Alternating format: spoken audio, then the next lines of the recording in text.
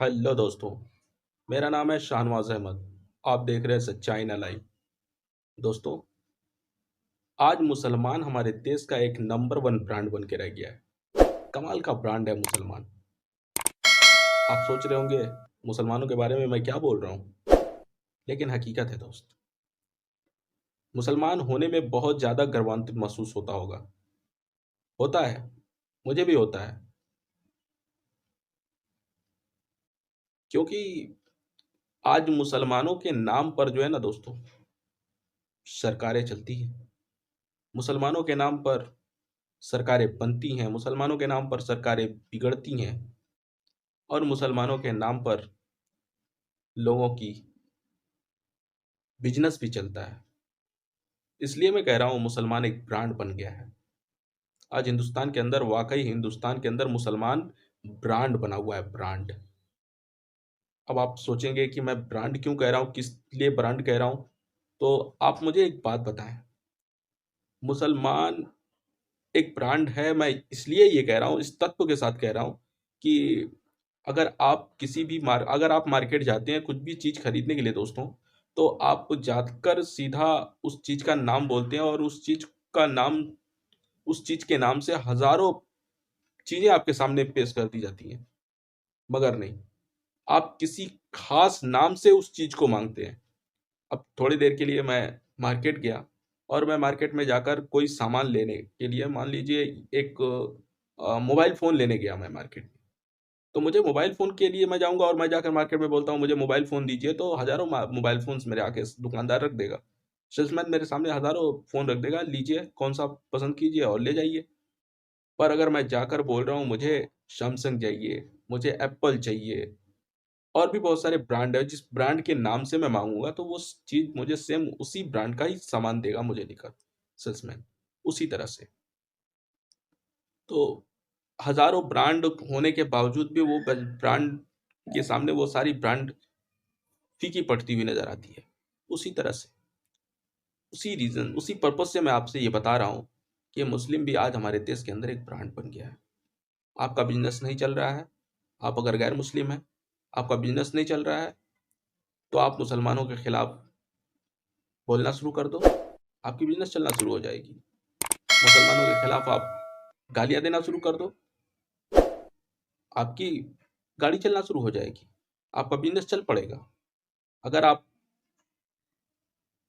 राजनीति में हो और आप किसी भी इलेक्शन में खड़े हो रहे हैं और आपको जनता सपोर्ट नहीं कर रही है, तो आप मुस्लिम को गाली देना शुरू कर दो। मैं दावे के साथ कहता हूं कि नेक्स्ट एमएलए या एमपी आप बन जाओगे। मैं गलत नहीं बोल रहा हूं, हकीकत बोल रहा हूं भाई। सरकारें बन रही हैं मुसलमानों को गाली देने से, मुसलमानों के खिलाफ बोलने से, मुसलमानों के खिलाफ उल्टे सीधे कांड करने से, काम करने से सरकारें बन रही हैं। आज हमारे देश में चलने वाली सरकार, आज हमारे स्टेट की चलने वाली सरकार, ये कौन है? मुसलमानों के खिलाफ बोलो, सत्ता हाथ में ले लो।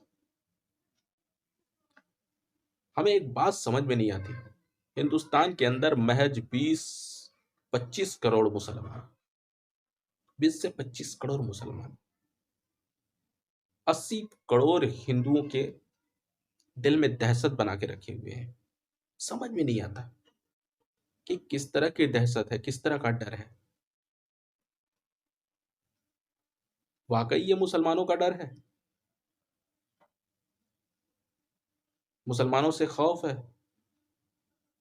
हकीकत तो ये है मेरे भाई कि 80 करोड़ हिंदू मुसलमानों से खौफजदा नहीं है, मुसलमानों से डर नहीं है उनके अंदर। 80 करोड़ हिंदुओं को मुसलमानों से डर नहीं है। 20 करोड़ मुसलमानों से, 25 करोड़ मुसलमानों से 80 करोड़ हिंदुओं को डर नहीं है। ये बिल्कुल गलत सुन रहे हैं। ऐसा कुछ नहीं है। डर सिर्फ उन चंद लोगों को है जिनका धर्म के नाम पर बिजनेस चलता है, जिनका मुसलमानों को गाली देने से उनकी रोजी रोटी चलती है, उनकी सरकार बनती और बिगड़ती है। डर उनको है, और वो अपने डर को मुसलमानों के हिंदुओं के सामने, सॉरी दोस्तों, हिंदुओं के सामने रखते हैं। वो इस बात से नहीं डरते कि मुसलमान 25 से 50 हो जाएगा। वो इस बात से नहीं डरते हैं कि मुसलमान 25 से 50 हो जाएगा, बल्कि इस वजह से डरते हैं कि मुसलमान 47 साल में या उससे पीछे उठाकर देख लिया जाए तो 50% हो गए। 700 साल मुगल काल, 200 साल ब्रिटिश काल, और 47 साल या 47 साल या 50 साल, कमोबेश 50 साल रख लीजिए। 50 साल जो है देश की आज़ादी की। इतने दिनों में मुसलमानों ने पूरे देश में 50% की क्वांटिटी में आ गए थे। पाकिस्तान और बांग्लादेश की अगर डिवाइड ना हुआ होता तो मुसलमान और हिंदू आज कुछ ही परसेंट के ऊपर नीचे होते। मगर डिवाइड हो जाने से आज 20 से 25 करोड़ मुसलमान हैं। इन्हें डर इस बात से नहीं है, इन्हें मुसलमानों से डर नहीं है, मुसलमानों के धर्म ग्रंथों से डर, मुसलमानों के उन कुरान की उन अच्छी लाइनों से डर, जिन्हें हमारे समझदार लोग, समझदार जनता, समझदार लोग जो है पढ़ रहे हैं और समझ रहे हैं उसको, और समझने के बाद उसे पसंद करते हैं, ये उससे डरते हैं। और जिस दिन पूरे देश के लोग हिंदू मुसलमानों को, मुसलमान हिंदुओं को समझने लगा, उनके ग्रंथों को समझने लगा, उनके विचारों को समझने लगा, उनके सोच को समझने लगा, एक दूसरे के अंदर प्यार मोहब्बत आ गया, उस दिन इनकी दुकान बंद हो जाएगी दोस्तों। ये वही तो नहीं चाहते ये इनकी दुकान बंद हो जाए, यही तो नहीं चाहते ये इनका रोजी रोटी खत्म हो जाए। मगर हम चाहते हैं दोस्तों कि इनकी रोजी रोटी खत्म हो जाए, हमारे अंदर प्यार मोहब्बत हो जाए, हमारे अंदर एकता हो जाए, अखंडता हो जाए, हम एक दूसरे के सुख में दुख में एक दूसरे के साथ खड़े हो जाए, हम ये चाहते हैं। आप हमारी बातों से कितना एग्री हैं, कितना हमारी बात आपको पसंद आई है, ये तो मैं नहीं जानता। अगर आपको हमारी बातें पसंद आई, अगर आपको हमारी वीडियो अच्छी लगी है जरा सा, तो प्लीज मेरी वीडियो को लाइक करें और मेरे वीडियो को अपने सगे संबंधी, यार दोस्तों में शेयर भी करें। और कमेंट्स तो जरूर करें, कमेंट्स करके मुझे बताएं कि आपको हमारी वीडियो में क्या अच्छा लगा, क्या बुरा लगा, क्या सही लगा, क्या गलत लगा, मैंने क्या सही बोला, क्या गलत।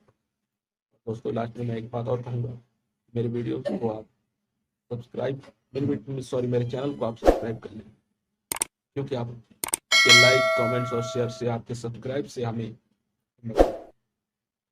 वीडियो बनाने में, उसको तैयार करने में, एडिट करने में, थंबनेल, डिस्क्रिप्शन और टैग और फिर टाइटल्स, ये सब डालने में दोस्तों ना बहुत मेहनत, बहुत वक्त लगता है, बहुत टाइम लगता है। ये चीज जो हम आपसे बता रहे हैं ना, ये क्रिएटर जानता है कितना मेहनत लगता है, जो करता है वो जानता है। आप लोगों से सिर्फ कुछ मिनट, कुछ चंद सेकंड ही तो मांगा जाता है। आप लोग मेहरबानी कर दें, आप लोग कुछ मिनट, कुछ सेकंड जो आप लोगों की बेशकीमती, आप लोगों के लिए प्लीज तो हमारे लिए दें, और हमें सब्सक्राइब करें हमारे चैनल को, हमारे वीडियो को लाइक कर दें, कमेंट्स करें, जो भी अच्छा लगे, पसंद आए उसे बताएं। Thank you.